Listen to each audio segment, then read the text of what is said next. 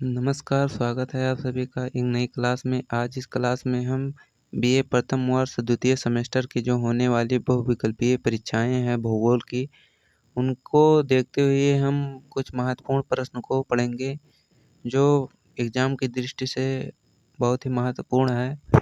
इससे पहले हम बीए प्रथम वर्ष द्वितीय सेमेस्टर जियोग्राफी की 4 क्लासें अपलोड कर दिए हैं। आप लोग उसको जाकर देख सकते हैं। एग्ज़ाम में लगभग इस क्लास से 10 या 5 क्वेश्चन अवश्य आएंगे। जो सेमेस्टर की परीक्षाएं हैं द्वितीय सेमेस्टर की, वो बहुविकल्पीय प्रश्न की होंगी, कोई भी यूनिवर्सिटी है। तो चलिए शुरू करते हैं आज की क्लास में। हम पहले क्वेश्चन को देखते हैं। भारत के किस प्रदेश में विकीर्ण अधिवास पाए जाते हैं? विकीर्ण अधिवास का मतलब जो छितरी हुई बस्तियां, यानी छितरे हुए घर जो पहाड़ पर होते हैं। एक जैसे ये कोई पहाड़ है, पहाड़ी क्षेत्र है, तो कहीं पर एक बस्ती यहाँ पर है, एक मकान पल्ली बस्ती एक यहाँ पर है, तो जो बिरल हैं वो पहाड़ी क्षेत्रों पर पाए जाते हैं अधिवास। अगले क्वेश्चन की हम बात करें तो अनेक परिवहन मार्गों के मिलन स्थल पर निम्न में से किस अधिवास प्रतिरूप का निर्माण हुआ है? जहाँ अनेक परिवहन मार्ग मिलते हैं वहाँ पर तारा आकृति का होता है। जैसे अनेक परिवहन मार्ग, जैसे ये कोई क्षेत्र है तो एक सड़क इधर से आती है,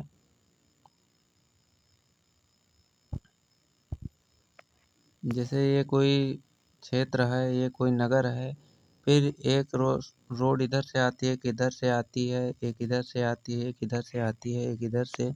तो ये जो है वो तारा आकृति का प्रतिरूप बनाती है, अगर परिवहन के मार्गों के मिलन स्थल पर जो प्रतिरूप होता है।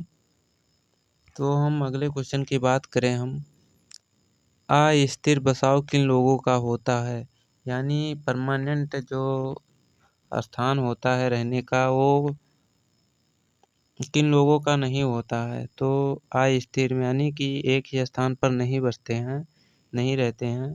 तो जो पशचारी देहातियां हैं, यानी जो पशचारक लोग होते हैं, वो अपने पशुओं को एक स्थान पर लेकर दूसरे स्थान पर जाते हैं। वो एक स्थान पर नहीं रुकते हैं, हमेशा चारे की खोज में पशुओं के लिए प्रवास करते रहते हैं।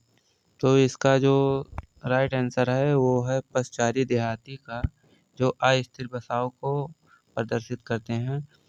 किसी झील के चारों ओर बसे गांव को किस प्रतिरूप में आएगा? यानी ये जैसे कोई झील है, उसके चारों ओर जो घर बसे रहेंगे तो वो किस प्रतिरूप में आएंगे? अगर आप लोगों ने पढ़ा होगा बस्ती और यानी अधिवास भूगोल में, तो अच्छे से पढ़े होंगे कि किस प्रकार का प्रतिरूप है। आर्य प्रतिरूप, रेखीय प्रतिरूप, आयताकार प्रतिरूप, तारकीय प्रतिरूप। तो आप लोग अच्छे से पढ़े होंगे। तो झील के जो चारों तरफ बसा प्रतिरूप होता है वो निहारिका होता है, नेबुलर टाइप का होता है।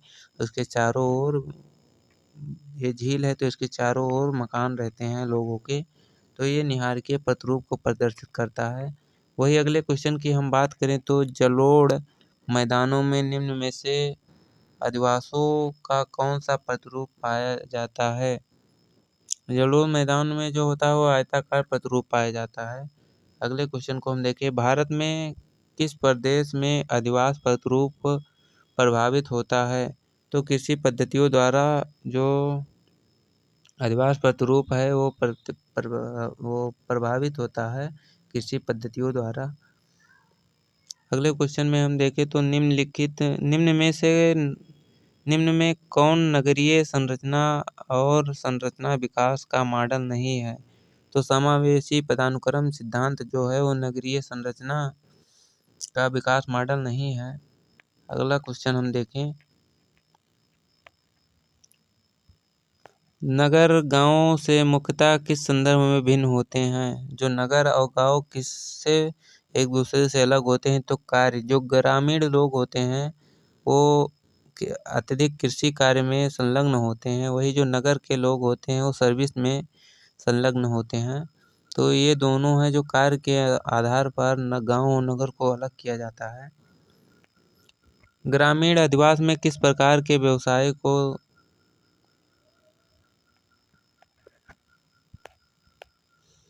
ग्रामीण अधिवास में किस प्रकार के व्यवसाय की प्रधानता रहती है? तो प्राथमिक व्यवसाय जो पशुपालन, कृषि जो उत्पादन होता है उससे रिलेटेड रहते हैं। जो ग्रामीण अधिवास के लोग हैं प्राथमिक कार्यों में संलग्न रहते हैं। ज्यामितीय आकार में से भारत के ग्रामीण अधिवासों में सर्वाधिक मिलता है तो क्या मिलता है? आयताकार मिलता है। जो बस्तियां हैं ज्यामितीय आकार में भारत में ग्रामीण अधिवास वो आयताकार में मिलते हैं। अगले क्वेश्चन को हम देखें, ग्रामीण जनसंख्या घनत्व सर्वाधिक पाया जाता है तो दक्षिण पूर्वी एशिया में ग्रामीण जनसंख्या घनत्व अत्यधिक पाया जाता है। नगरीय एवं ग्रामीण क्षेत्रों के मध्य अंतर स्थापित करने का मुख्य आधार कौन सा है? तो कार्य है।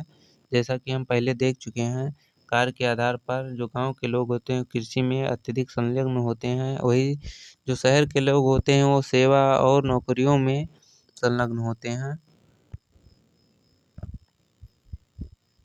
ग्रामीण बस्तियों का त्रिकोणीय प्रतिरूप आमतौर पर निम्न में से कहाँ विकसित होता है? तो दो नदियों के संगम पर विकसित होता है त्रिकोणीय प्रतिरूप आमतौर पर। तो इसका राइट आंसर है दो नदियों के संगम पर। अधिवासों की स्थापना है तो अधिवासों की स्थापना क्या है? धार्मिक सांस्कृतिक कारण महत्वपूर्ण रहे हैं, राजनीतिक कारण महत्वपूर्ण रहे, आर्थिक कारण महत्वपूर्ण रहे हैं। इनमें से सभी जो कारक हैं वो महत्वपूर्ण हैं अधिवासों की स्थापना। यानी अधिवास मतलब रहने का क्षेत्र जो लोगों का होता है वो धर्म से प्रभावित होता है, संस्कृति से प्रभावित होता है, राजनीतिक कारण हो सकते हैं प्रवास के लिए, अधिवास अलग स्थान पर बनाने के लिए, और कुछ आर्थिक कारक भी होते हैं अधिवास के लिए। तो इसका राइट आंसर है उपयुक्त में सभी। अगले क्वेश्चन में हम देखें तो निम्न में से किसमें एक परंपरागत अधिवास को कम्युनिटी के नाम से जाना जाता है? तो मलेशिया में है जो अधिवास को कम्युनिटी के नाम से जाना जाता है। नाभिकीय ग्रामीण अधिवास सर्वाधिक सामान्य है तो जो उच्च मैदानी भूभाग हैं वो नाभिकीय ग्रामीण अधिवास का सर्वाधिक सामान्य है। अगले क्वेश्चन की बात करें हम, नाभिकीय ग्रामीण अधिवास सर्वाधिक सामान्य है तो हम देख चुके हैं वो है उच्च मैदानी भूभाग, वही क्वेश्चन है। सघन सन्निवेश बसाव पाया जाता है तो जलोढ़ मैदानों में पाया जाता है क्योंकि वहाँ पर कृषि अच्छी होती है जिससे लोग वहाँ पर अत्यधिक सघन बस्तियाँ पाई जाती हैं। जो जलोढ़ मैदान होते हैं वो कृषि के दृष्टि से अत्यधिक महत्वपूर्ण होते हैं।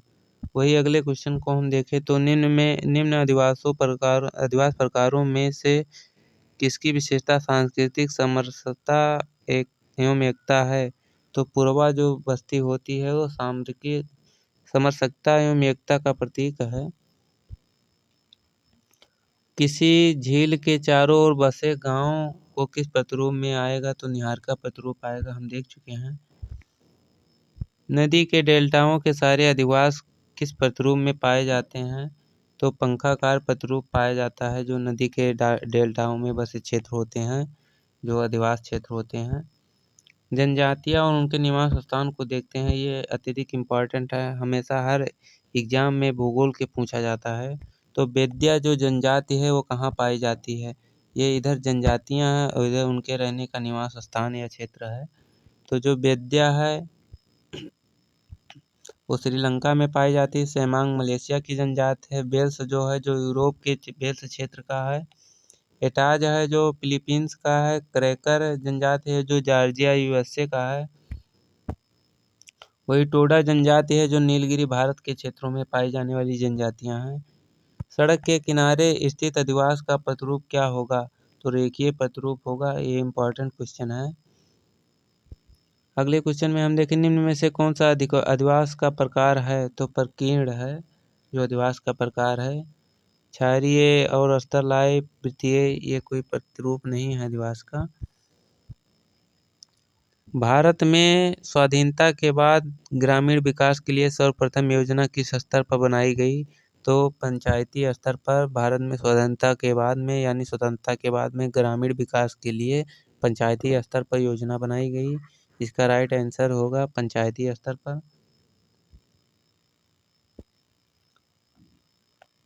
अगले क्वेश्चन की हम बात करें तो मॉरिशस एवं फिजी जैसे द्वीपों में भारतीयों का स्थानांतरण बृहद पैमाने पर किन प्रदेशों में हुआ था? तो बिहार एवं उत्तर प्रदेश के जो लोग होते हैं वो अत्यधिक प्रवास के लिए जाने जाते हैं। ये लोग अपने रोजी रोटी के लिए अदर कंट्री या अदर स्टेट में जाते हैं प्रवास के रूप में। अगला क्वेश्चन हम देखें तो इसका राइट आंसर ये था बिहार और उत्तर प्रदेश। अधिवास भूगोल के अध्ययन में आनुवंशिक उपागम के प्रेषक थे। तो जो माइथजेन थे वो अधिवास भूगोल के अध्ययन में आनुवंशिक उपागम के प्रेषक थे। नगर प्रदेश की विशेषता क्या है? तो संकेंद्रण की विशेषता है नगर प्रदेश में, यानी जो नगर प्रदेश होते हैं, शहर होते हैं, उनमें सघन जनसंख्या पाई जाती है, वही संकेंद्रण विकास है इसका राइट आंसर। अगले क्वेश्चन की बात करें न्यूनतम प्रयास सिद्धांत किसने दिया था? तो जीके जिप ने दिया था। ये इम्पोर्टेंट है काफ़ी। गुरुत्व मॉडल डब्ल्यू.जे. रेली ने दिया था। स्पर्धात्मक स्थानांतरण मॉडल स्टोफर ने दिया था। गतिशीलता संक्रमण का सिद्धांत जेलेंस्की ने दिया था। स्थानांतरण सिद्धांत ई.एस. ली ने दिया था। खंड एवं स्तर सिद्धांत ग्रिफिथ टेलर ने दिया था। संकेंद्रीय कटिबंध सिद्धांत जो था डब्ल्यू वर्गेस ने दिया था, ई.डब्ल्यू. वर्गेस ने। खंडीय सिद्धांत होमर हॉयड ने दिया था, यहाँ पर होम हॉयड लिखा है। संयुक्त वृद्धि सिद्धांत गैरिसन ने दिया था। बहुकेंद्रीय सिद्धांत हाथरस और उल्मैन ने दिया था। केंद्रीय स्थल सिद्धांत वाल्टर क्रिस्टालर ने दिया था। तो आज की क्लास में इतना ही, मिलते हैं किसी अन्य क्लास में। ये जो बीए प्रथम वर्ष द्वितीय सेमेस्टर मानव भूगोल का जो सब्जेक्ट है उसके एग्ज़ाम के लिए अति महत्वपूर्ण क्लास है। अगर कोई त्रुटि या कोई टॉपिक नहीं समझ में आता है तो कमेंट कर दीजिएगा, अगले क्लास में उसको हम समझ लेंगे। तो वीडियो देखने के लिए धन्यवाद, मिलते हैं अगली क्लास में।